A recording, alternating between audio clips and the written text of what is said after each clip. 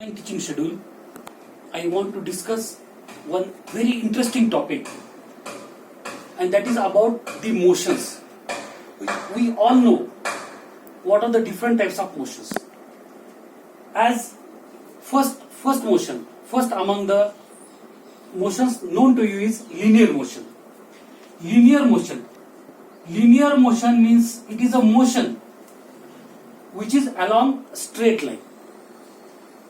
The motion which is along straight line is known as linear motion. If the particle moves along the circumference of circle, in all types of motion there is one common factor. That means particle is changing its position with respect to time. If the particle moves along the circumference of circle, we call it as circular motion. If it moves along the straight line, we call it as linear motion.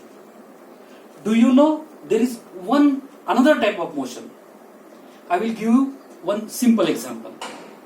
If you know how Earth rotates around the sun, the motion of Earth is circular motion. But if you see the motion of top as top moves along its axis, definitely this motion is different than the circular motion. That is rotational motion. That means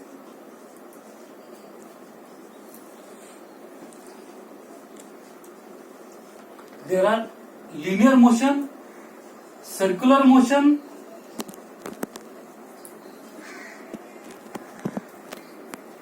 and rotational motion. These three motions are well known to you. There is one more motion. Today I want to discuss about this very interesting type of motion, and that is, I will tell you within 1 minute. Let us see. Suppose this is a point of rigid support, and if I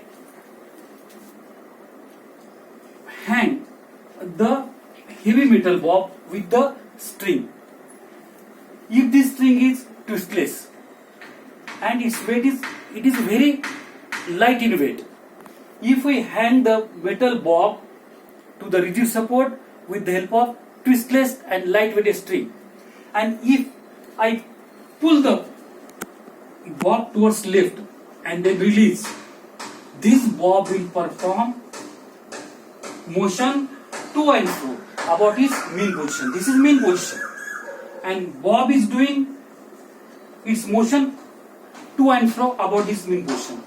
This motion is known as oscillatory motion. One such a oscillation, one such a vibration about its mean position is known as oscillation. मित्र हो, बघा, यामध्ये हा ball जो आहे तो मीन पोझिशनतून काय होत आहे, त्याच्या एक्स्ट्रीम पोझिशनला जात आहे, आणि इकडे सुद्धा काय येतोय, त्याच्या तो एक्स्ट्रीम पोझिशनला येतोय. या दोन्ही एक्स्ट्रीम पोझिशन जे आहेत, म्हणजे मीन पोझिशन पासून त्याची काय होते, डिस्प्लेसमेंट होते राईट पोझिशनला, आणि इन द सेम वे त्याची डिस्प्लेसमेंट काय होते, लेफ्ट पोझिशनला जाते. आपण आणखी एक दुसरं एक्झाम्पल बघू शकतो. ही जी स्प्रिंग आहे, ही स्प्रिंग आपण काय केलेली, ही स्प्रिंग आपण अशा प्रकारे इथे ठेवलेली आहे, आणि या स्प्रिंगला रेस्ट पोझिशनला एक आपण काय केलेलं आहे, एक ब्लॉक जोडलेला आहे. ही स्प्रिंग आपण हॉरिझॉन्टल पोझिशनला ठेवलेली आहे. या स्प्रिंगला आपण काय करू शकतो, व्हर्टिकल पोझिशनला पण ठेवू शकतो, आणि या व्हर्टिकल पोझिशनला आपण काय केलेलं आहे, याला a metal block or wooden block is attach to the free end of the spring. If this metal block or wooden block is moved or it is pulled in downward direction, if it is pulled in downward direction then release, this spring will perform oscillations. This is the mean position.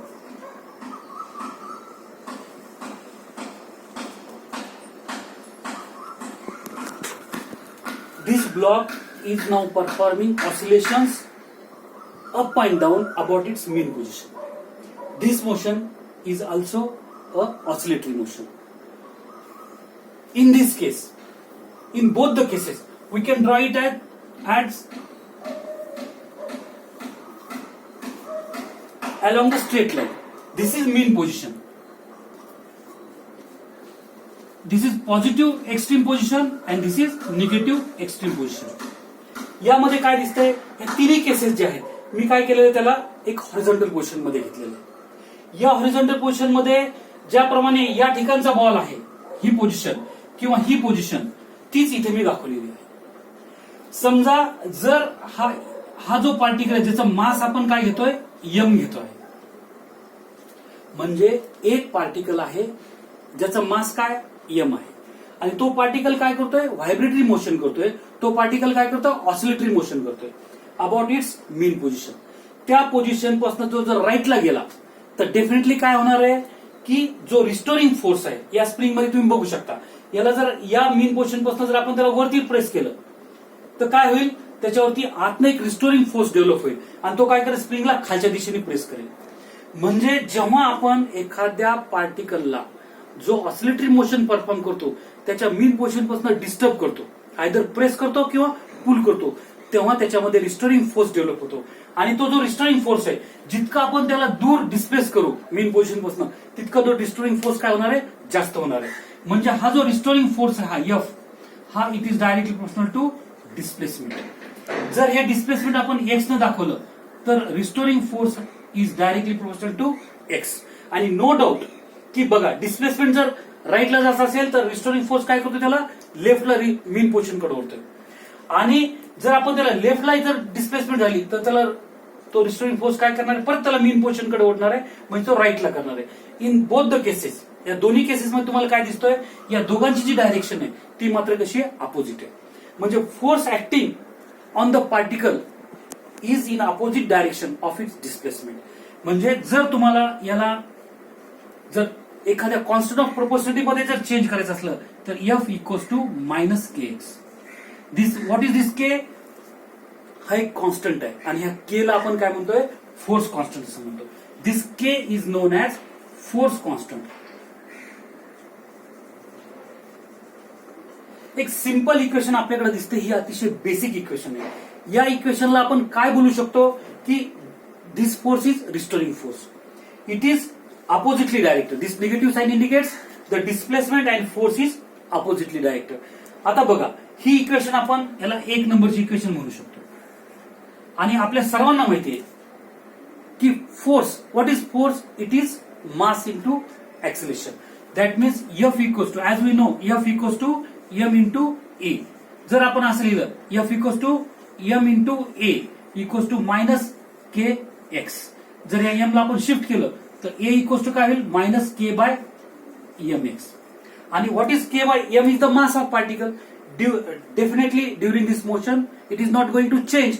That means k by m is constant and it is equals to omega square. आणि म्हणून आपण काय लिहू शकतो, a equals to minus omega square x.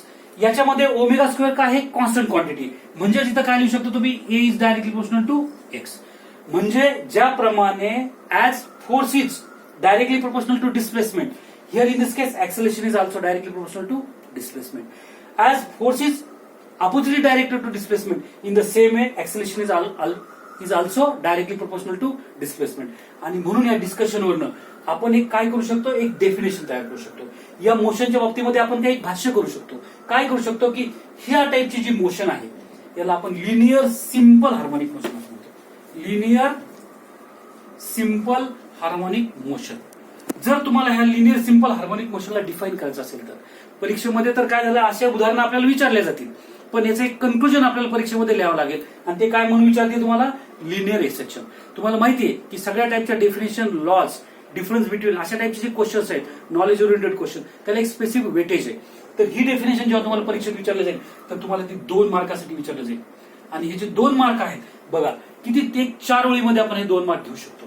काय लिहिणार तुम्ही, the simple harmonic motion in which for restoring force or acceleration is directly proportional to, no doubt, magnitude. Its magnitude, the magnitude of restoring force and magnitude of acceleration is directly proportional to displacement, and they are oppositely directed, and they always directed towards the mean position, is known as linear simple harmonic motion.